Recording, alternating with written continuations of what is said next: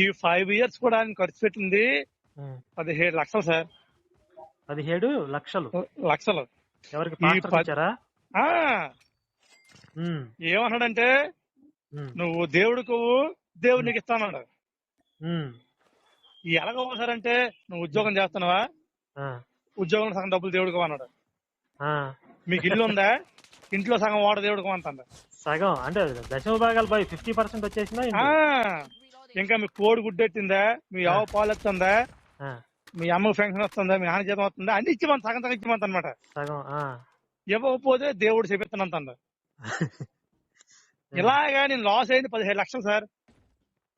ఆ 17 లక్షలతో అయితే మేము ఇంకో 2 సినిమాలు తీసేవాళ్ళం. నేనే దేవుడి సినిమా అంటే ఇంకో 2 తీసేవాళ్ళం.